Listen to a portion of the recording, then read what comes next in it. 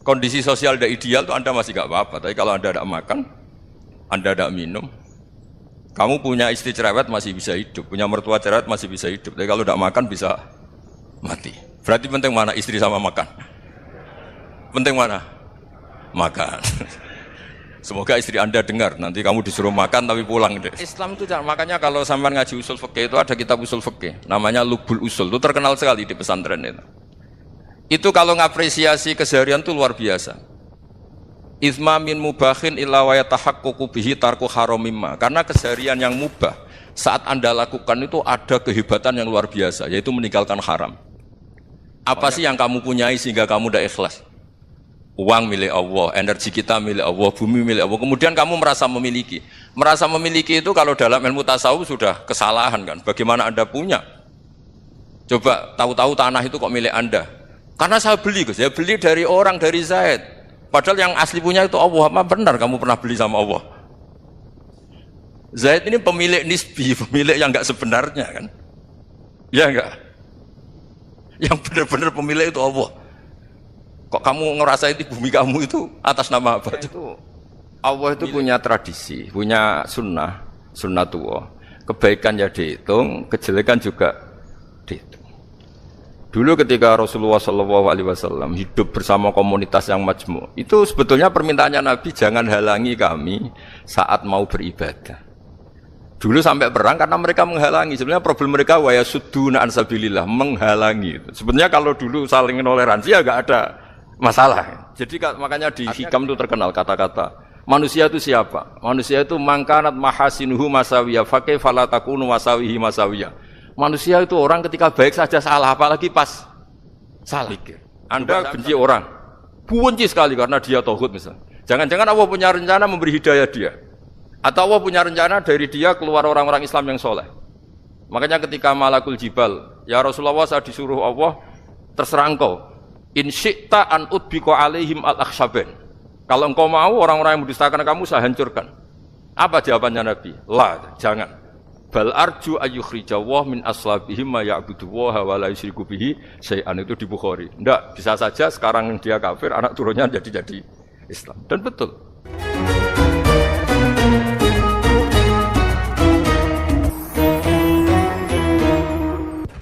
Bismillahirrahmanirrahim. Alhamdulillah Rabbil alamin. Wassalatu wassalamu ala asyrafil mursalin Sayyidina Maulana Muhammadin wa ala alihi wa sahbihi asmin amma ba'du.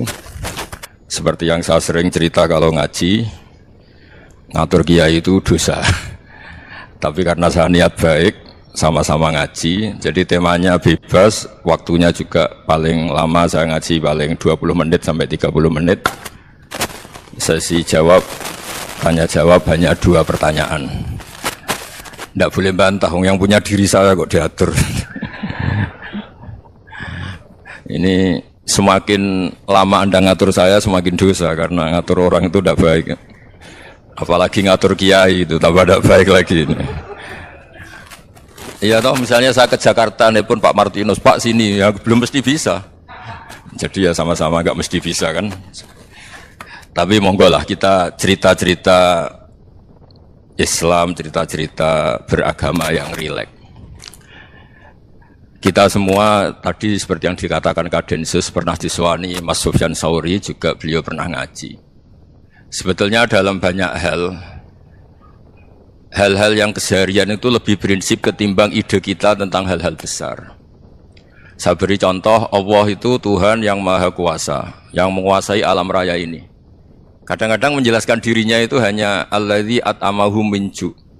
Saya ini Tuhan yang memberi makan kamu saat Anda lapar, saat kalian lapar.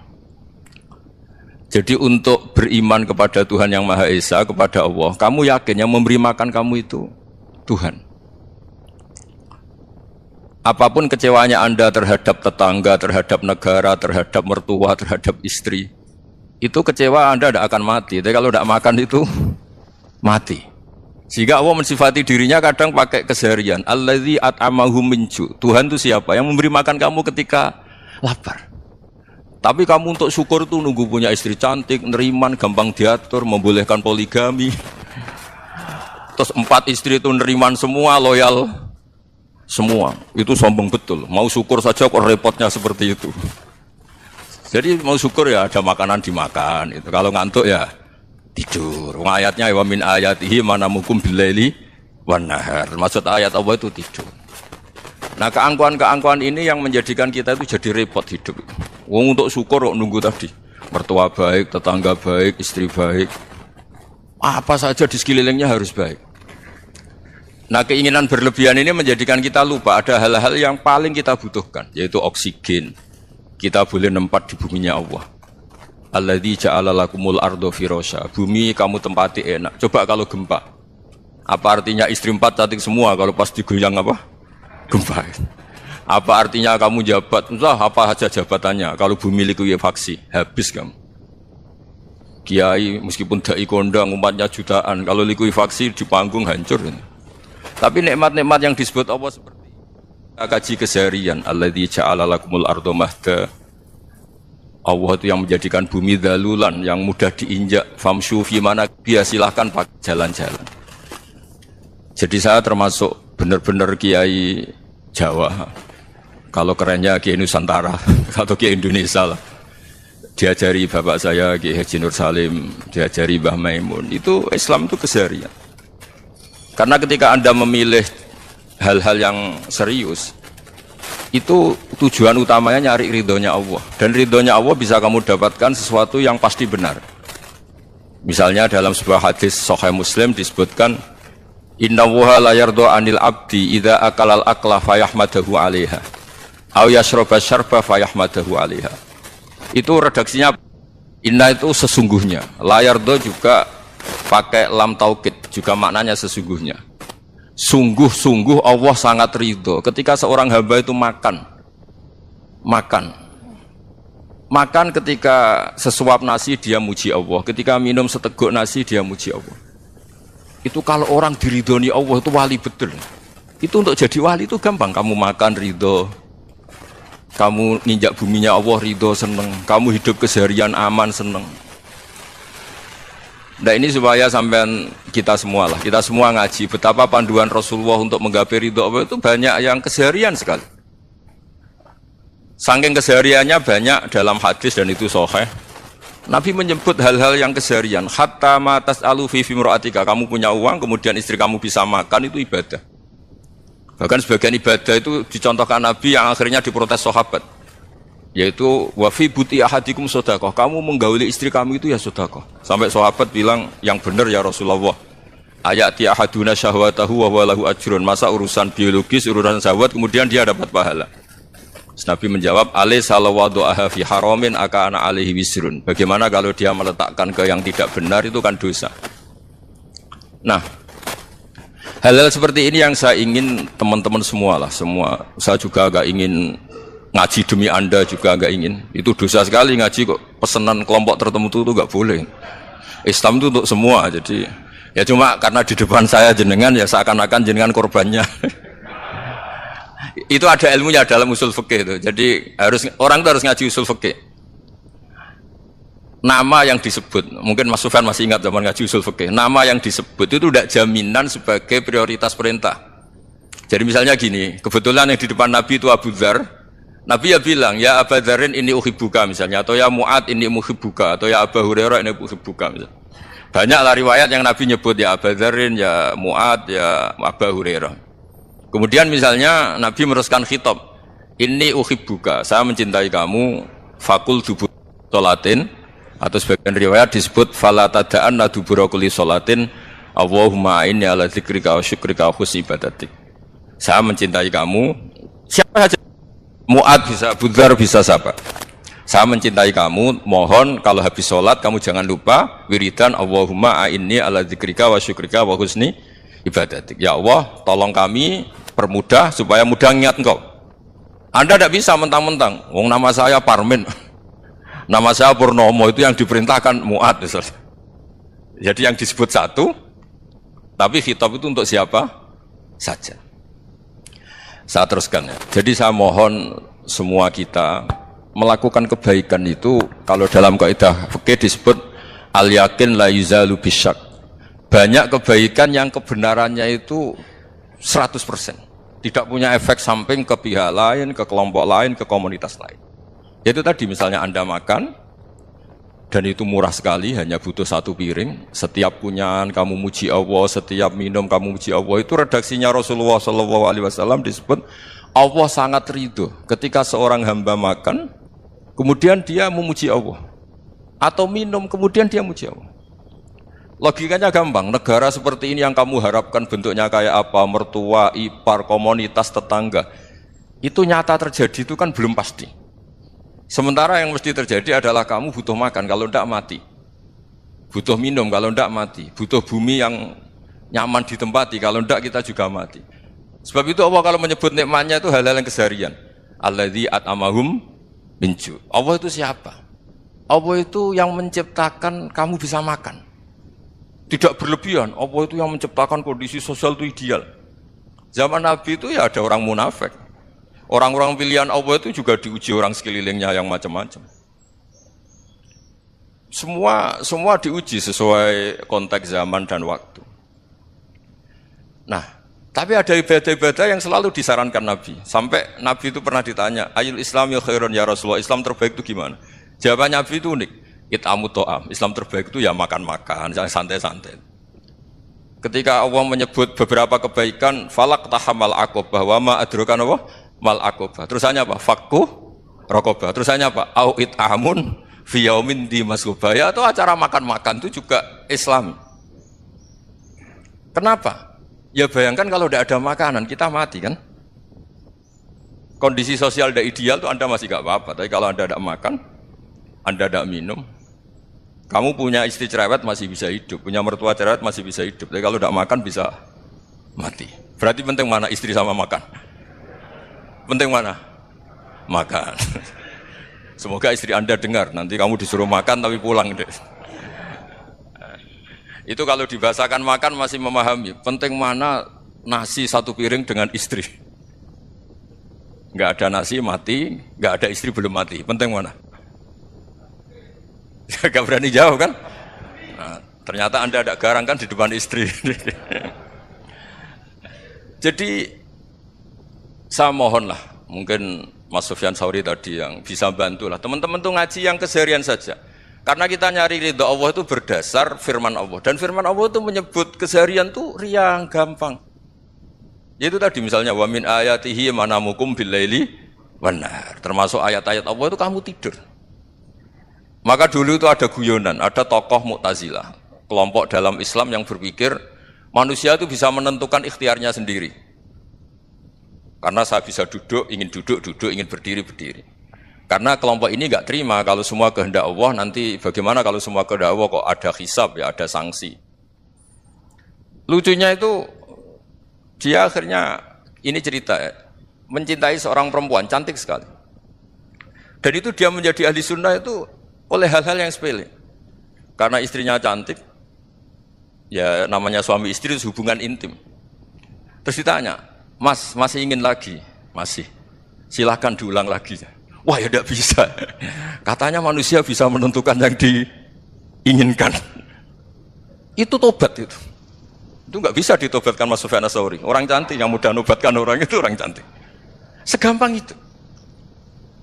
Akhirnya kita tahu, makanya kalau dalam kitab Hikam itu disebut al-aqil mayyakul madza yaf'alu wa hubi wal ghafil mayyakul madza af'al. Orang yang punya akal karena sadar ini wilayah Allah, semua milik Tuhan. Itu dia tiap hari berpikir, besok Allah akan melakukan apa terhadap dunia ini. Kamu merencanakan suatu mau plesir ternyata gempa. Mau wisata ke Rusia ternyata perang. Kamu tidak pernah tahu apa yang akan terjadi besok. Wa ma tadri nafsum madza taksibu ghadan. Tapi anda semua kita ini sering punya jadwal permanen. Makanya saya kalau diundang siapa saja, isanut takdir. Yang jelas Gus ini acara penting. Ya masih acara penting nak pangeran ngersakno piye? Kok ape dadi pangeran? Kamu kok mau jadi Tuhan? Itu kadang ya kiai. Penting Gus acara ini jenengan harus memastikan bisa.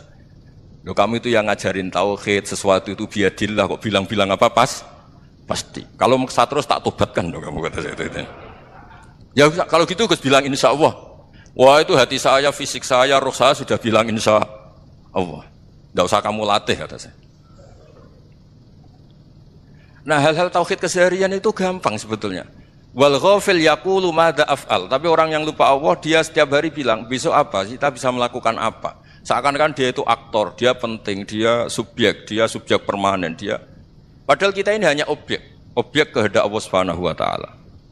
Karena kita yakin sesuatu yang terjadi di alam raya ini kita tidak bisa apa-apa.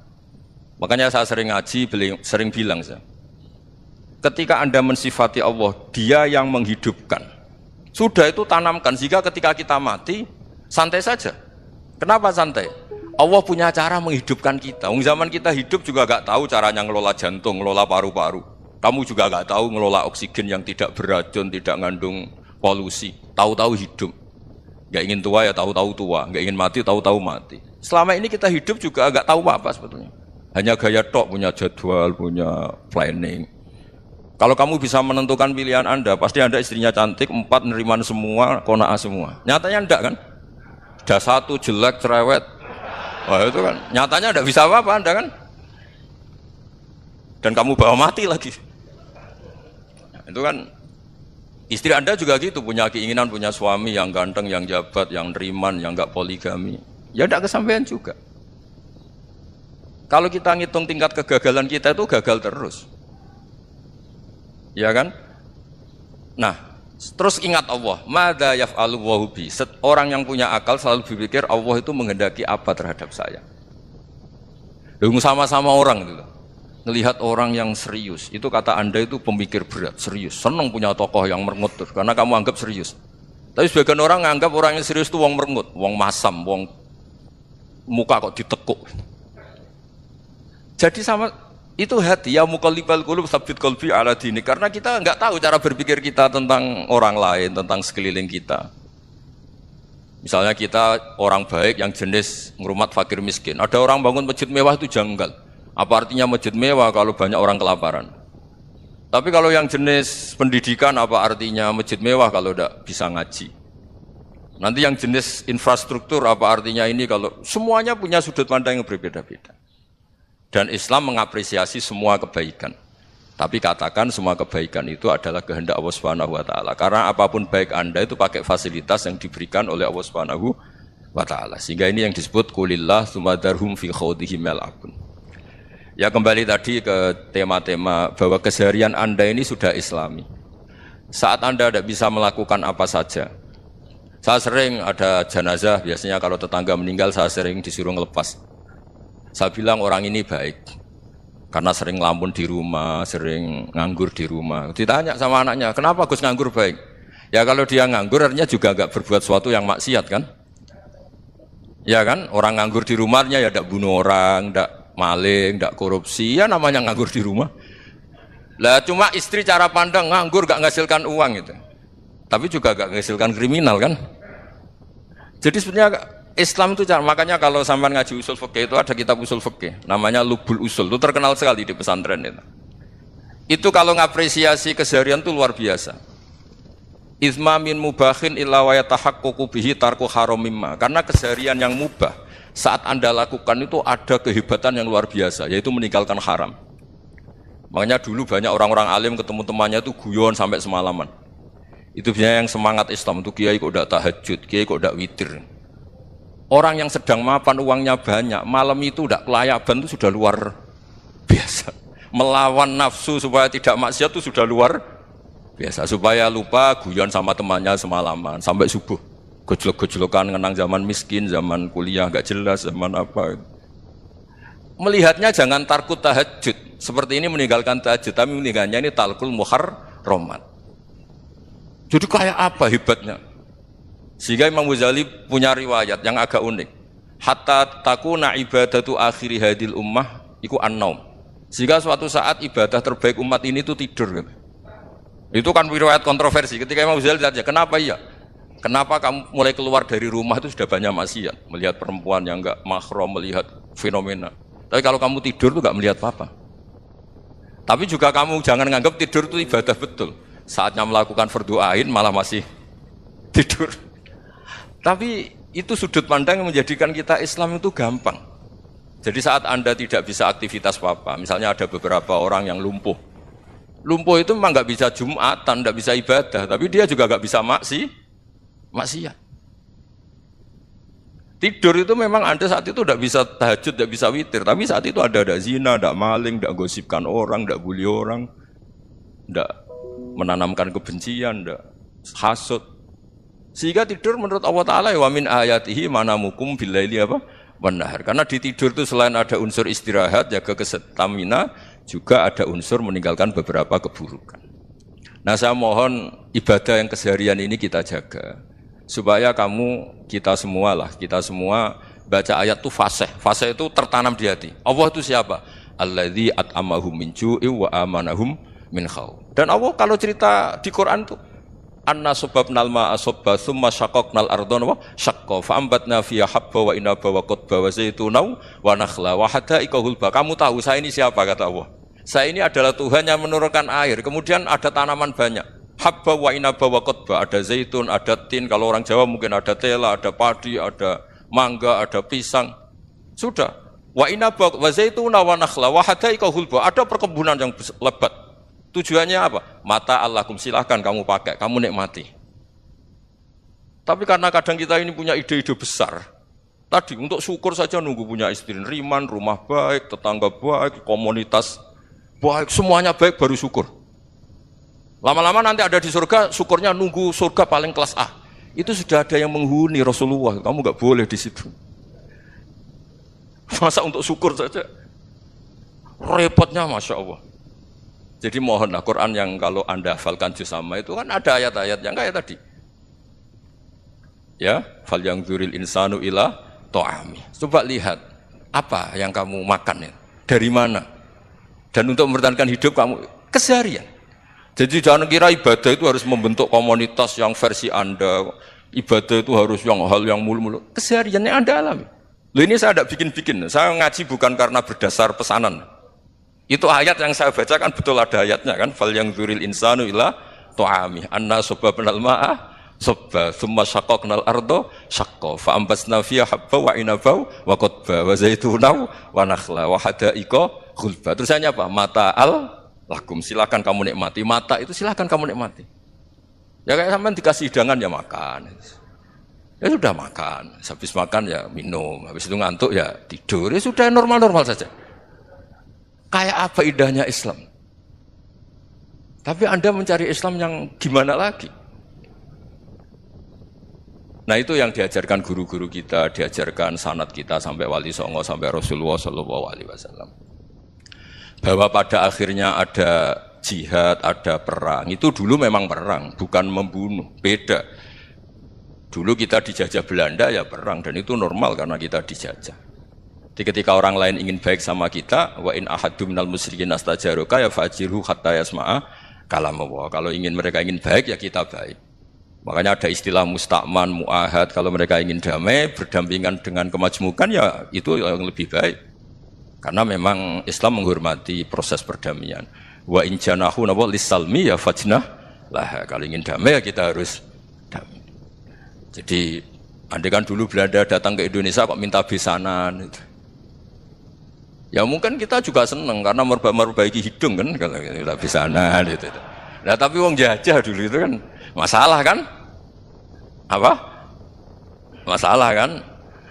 Jadi saya mohon jadi apa ya, saya tadi minta sama Bapak Kadensus kemarin juga pernah main ke saya, jangan sering ketemu saya ini sudah uzlah, saya ini sudah mau daftar jadi resi, saya itu kemarin di muktamar juga agak datang, acara di Jogja juga sudah, karena memang keluarga saya dulu itu bahasa ya, bapaknya bapak saya itu gak keluar rumah itu puluhan tahun, memang punya adat uzlah.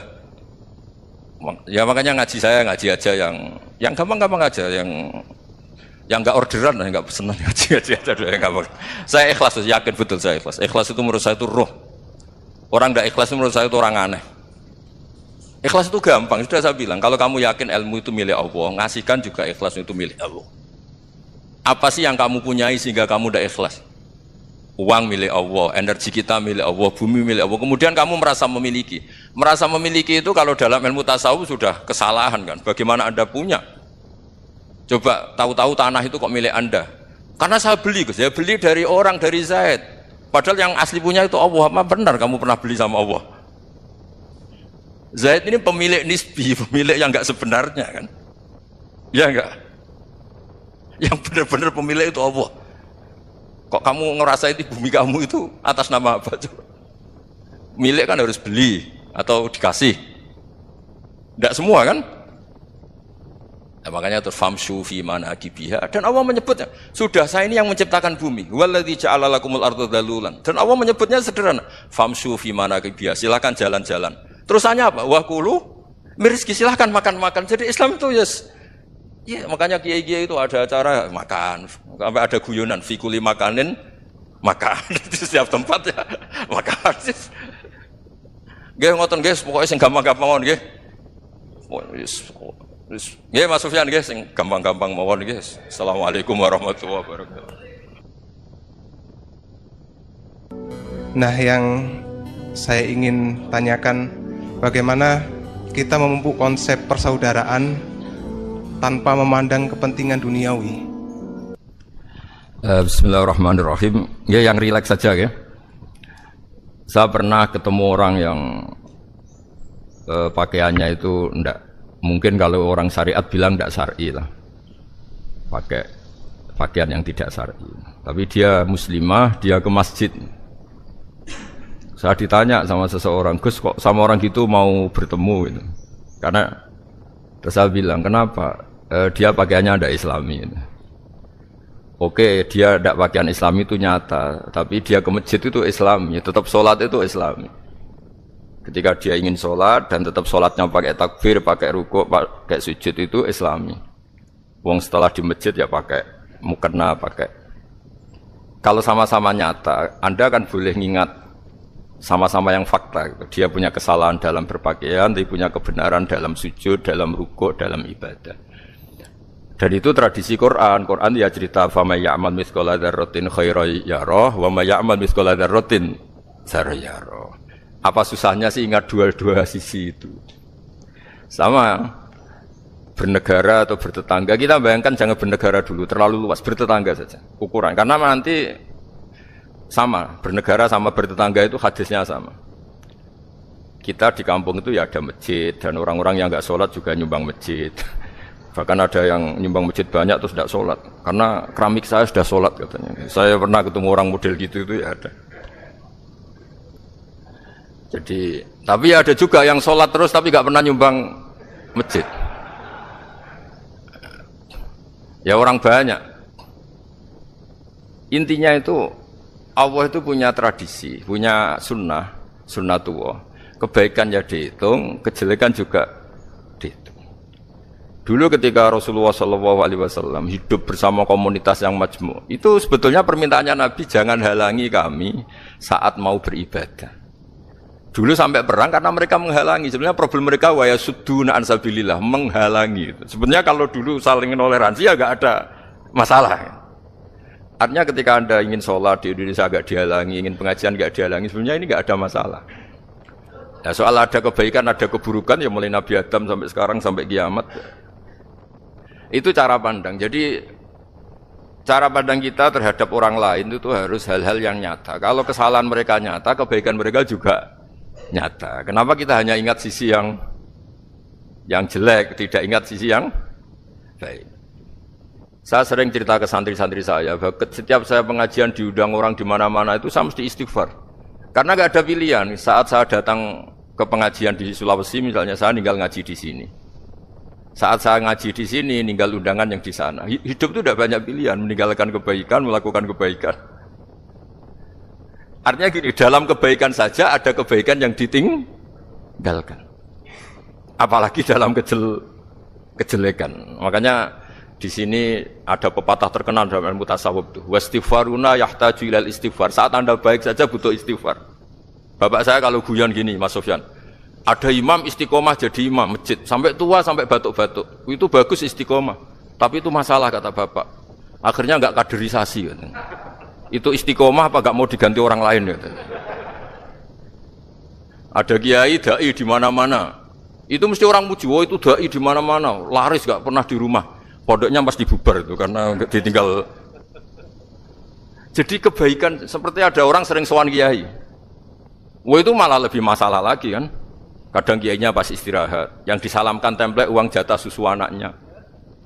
Hari itu waya tagihan malah lari sowan kiai. Nah, harusnya di rumah ada berdoain tagihan listrik entah apa. Jadi makanya di hikam itu terkenal kata-kata manusia itu siapa? Manusia itu mangkanat mahasinuhu masawiyah fakih falatakunu masawihi masawiyah. Manusia itu orang ketika baik saja salah, apalagi pas salah. Coba saya misalnya pidato begini, di atas panggung saya orang alim pidato nasihati orang. Di saat yang sama seperti yang tanya Mas Wildan tadi, ada agak sopannya. Di situ ada mungkin orang yang lebih sepuh dibanding saya. Masa lebih muda kok di atas, yang di bawah lebih tua. Ada tidak sopannya? Mau nggak pidato disuruh, mau di atas disuruh, nggak sopan sama yang. Tapi misalnya yang paling sepuh pidato nggak pernah ngaji kok pidato terus gimana? Artinya ketika kita baik saja ada salahnya, apalagi pas salah. Sebab itu ajaran Rasulullah itu suruh berdoa Rabbana dzolamna anfusana. Sebelum minta itu merasa, ya Allah kita ini mendolimi diri kita sendiri. Karena dalam pilihan-pilihan itu pasti ada salahnya. Coba misalnya Anda bangun masjid habis 2 miliar. Yang harusnya 1 miliar sudah jadi. Terus nanti suatu saat ketemu Allah ditanya, itu ada orang miskin, fakir miskin, yatim. Andai kan kamu sumbang 1 miliar itu sejahtera semua. Gara-gara kamu bangun masjid terlalu mewah. Ya tapi kadang-kadang orang kebaikannya itu orientasinya bangun masjid, gak tertarik nyumbang fakir. Saat itu cara berpikir gitu mau apa? Tapi kalau dia mau luhur manusia terbaik karena bangun masjid 2 miliar, coba diaudit secara kepentingan syar'i. Penting mana dengan ngasih makan fakir miskin? Penting mana dengan menikahkan janda misalnya? Penting mana dengan pendidikan? Apa artinya masjid mewah orang nggak tahu halal haram, nggak tahu najis, nggak tahu cara sesuci, nggak tahu cara adzan yang benar. Terus penting mana untuk beli kitab sama dipakai masjid? Apa artinya beli kitab apa tapi nggak makan? Penting mana makan sama beli kitab? Ada auditnya. Makanya manusia itu ketika baik pun disuruh istighfar, apalagi ketika salah. Nah dengan perasaan seperti itu kebencian pada orang lain luluh karena potensi baik pada orang lain ternyata tinggi dan potensi salah ke kita juga tinggi. Nah dilatih gitu. Jadi di Ihya itu ada kitab tawadhu. Kitab tawadhu itu dilatih ketemu orang tua. Huwa aksaru ibadatan. Dia mesti ibadahnya lebih banyak karena lebih tua dibanding saya. Pasti sholatnya lebih lama dibanding saya. Ketika Anda sudah tua melihat anak-anak, huwa aqallu minni maksiatan. Mesti maksiatnya tidak banyak karena masih kecil. Terus ketika melihat orang fasik maksiat, la'allahu yatubu alaih fa innahu tawwabur rahim. Mungkin Allah memberi tobat, bisa saja. Umar itu ingin bunuh Nabi, tapi Allah memberi tobat. Yang sowan kiai saja tidak mesti dapat tobat. Umar ingin bunuh Nabi, tapi Allah memberi tobat. Akhirnya ya tobat jadi Islam yang baik. Dalam sejarah Wali Songo, Kalijogo sowan Sunan Bonang itu ingin garong, tapi malah jadi muridnya jadi wali. Kalau Allah sudah menghendaki tidak ada ya. Perang Uhud orang Islam kalah itu karena panglimanya siapa? Khalid bin Walid. Tapi dia malah yang dapat hidayah. Nah, sama orang yang sekarang Anda benci bisa saja Allah merencanakan ada apa? Hidayah di situ. Dan kita yang merasa benar jangan saja ada rencana Allah bikin kita su'ul khotimah naudzubillah min dzalik, kan tidak pernah tahu. Nah, dari tidak pernah tahu itu orang diusahakan tawadhu. Wa ma adri ma yuf'alu bi wala bikum, kita tidak pernah tahu. Makanya meskipun saya ini kiai terus kata orang banyak itu ketok. Kalau istighfar ya nangis betul ya. Cuma kan enggak perlu di depan umum. Nanti ada penampilan kan ribet kan nanti. Sudah nangis enggak ikhlas, enggak mutu. Ya gitu ya. Yang Mas Wildan tadi apa pertanyaannya diulang? Selain masalah akhlak tadi. Tentang bagaimana cara kita bersaudara tanpa memandang kepentingan duniawi. Nah ya makanya tadi saya bilang bernegara itu pakai hadis, misalnya Nabi pernah ngendikan kamu itu punya 3 tetangga, yang satu punya 3 hak, yaitu dia tetangga kamu, dia seagama kamu, dia sesaudara kamu. Jadi ada 3 hubungan, seagama, sesaudara, dan tadi apa? Dia tetangga kamu, dia seagama dengan kamu, dia masih kerabat kamu. Terus ada tetangga yang punya 2 hak, yaitu dia tetanggamu, seagama dengan kamu, tapi tidak sekeluarga dengan kamu. Terus ada tetangga yang punya 1 hak, dia tidak keluarga kamu, dia tidak seagama dengan kamu, tapi tetap punya hak karena itu tetangga kamu. Dan itu kata Nabi semuanya berhak kamu baikin, karena ada hakul jar. Makanya dulu doa Adzabil Qabri itu ceritanya sederhana. Ada seorang perempuan Yahudi ya, sowan Sayyidah Aisyah. Kalau sowan ya dikasih uang sama Sayyidah Aisyah. Padahal Yahudi ya. Ketika dikasih uang, terus si Yahudi tadi, semoga engkau diselamatkan dari siksa kubur. Zaman itu Sayyidah Aisyah belum dengar hadis tentang siksa kubur. Setelah Rasulullah datang, saya tadi diminta didoain, ya saya terima karena saya enggak percaya. Terus Nabi ngendikan itu benar adanya siksa kubur. Ketika komunitas Yahudi di Madinah itu puasa Asyura, Nabi coba tanyakan mereka, kenapa puasa Asyura? Padahal orang Yahudi.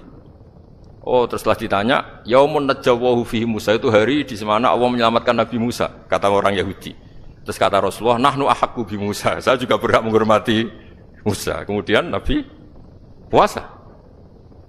Suatu saat lagi ada orang Yahudi datang, ya Rasulullah, ya Muhammad, manggilnya ya Abul Qasim karena orang Yahudi. Ya Abul Qasim, nanti nasib langit bumi ini di mana? Manusia yang sudah mati-mati di mana ketika bumi dihancurkan? Mayat-mayat yang sudah di kuburan di mana? Terus orang Yahudi tadi bilang, innallaha wadu'as samawati ala dzih wal aradina ala dzih. Soalnya Allah itu bisa saja mengelola langit bumi yang sudah hancur gini-gini. Nabi itu tertawa-tawa. Dalam sebuah riwayat disebut hatta badat nawajidu, tertawanya Nabi itu lepas sampai giginya kelihatan. Kata rawinya tasdiqan liqaulil khabri, karena Nabi membenarkan orang Yahudi tadi. Jadi intinya dalam banyak hal itu ya dicari kesamaan. Makanya kalau interaksi dengan kelompok lain, kata Nabi la tusaddiquhum wa la tukadibuhum. Kamu jangan mengiyakan, juga jangan menolak. Kamu tolak jangan-jangan pas yang sama dengan ajaran kita. Kamu benarkan jangan-jangan yang tidak sama. Ya sudah, kalau enggak sependapat ya jangan ngambil sikap. Nah, itu juga yang dipraktikkan Rasulullah SAW. Nabi yaqumu lailatan yuraddidu hadil ayat. Nabi pernah sholat 1 rakaat hanya ngulang 1 ayat. Itu aja agak selesai. Yaitu ngulang-ngulang ayat. Fa'aqulu kama qalal abdus sholeh in tu'adzibhum fa innahum ibaduk wa in taghfir lahum fa innaka antal azizul hakim. Pun Gusti kula nyerah.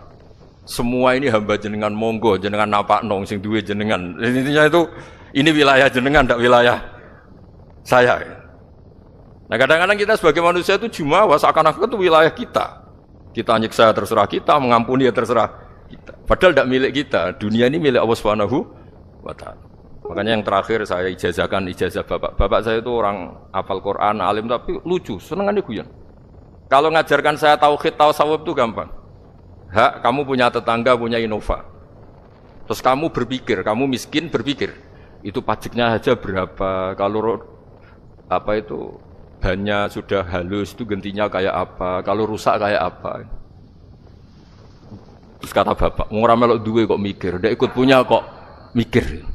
Terus coba kamu nggak ikut punya Alphard, terus saya mikir, wah itu pajaknya berapa Pak Martinus, bisa dipakai beli motor kan, pajaknya apa? Alphard. Oh nggak ikut punya kok. Nah, dunia itu rawekmu, mbok pikir lah apa ono sing duwe. Maksudnya itu, dunia itu milik Allah, apa kamu pikir itu milik yang punya gitu.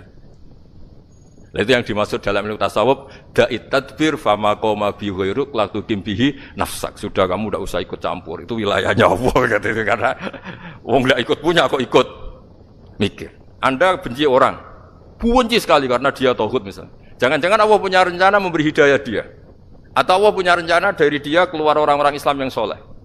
Makanya ketika Malakul Jibal, ya Rasulullah, saya disuruh Allah, terserah engkau, in syi'ta an udbiko alaihim al-akhshaban. Kalau engkau mau orang-orang yang mendustakan kamu saya hancurkan. Apa jawabannya Nabi? La, jangan. Bal arju ayyukhrijawah min aslabihim ma ya'budullaha wa la yusyriku bihi syai'an, itu di Bukhari. Enggak, bisa saja sekarang dia kafir, anak turunnya jadi Islam. Dan betul. Abu Jahal punya anak Ikrimah, Abu Lahab punya anak Darrah. Walid itu musuh besarnya Nabi, punya anak Khalid. Ya sudahlah, kita selalu berharap bahwa ini wilayahnya Allah. Sudah, kita berharap agama ini bagi yang selalu punya harapan. Limangkana yarjuwaha, orang yang selalu punya harapan. Kita berharap tambah hari tambah baik, tambah damai, tambah kondusif, tambah segalanya baik. Dan saya seperti ini juga ingin ikhlas dan akan selalu ikhlas.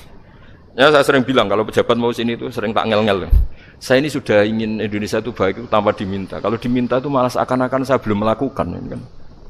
Sudah saya lakukan kok baru minta. Karena ini wilayah kita semua, artinya ingin baik itu keinginan kita semua. Status kita. Kata Sayyid Zabidi dalam kitab Ithaf, keinginan baik itu syakhsiyatuk wa haqiqatuk. Itu kamu sekali. Manusia itu kan Kata Allah Ta'ala, saya pertama menciptakan manusia itu hunafa, orang yang berkeinginan baik. Baru digoda setan terus macam-macam. Jadi keinginan baik itu hakikatuk wa syakhsiyatuk. Itu kamu sekali, ingin baik itu kamu sekali. Itu status kamu katanya. Makanya orang preman kayak apa, mabuk kayak apa, ada orang kecelakaan, pikiran pertama itu nolong, itu yang normal. Soal ada kasus, pikiran pertama ngambil HP-nya itu 0,0 sekian persen. Jadi pikiran pertama mesti nolong itu, karena itu syakhsiyatuk wa hakikatuk.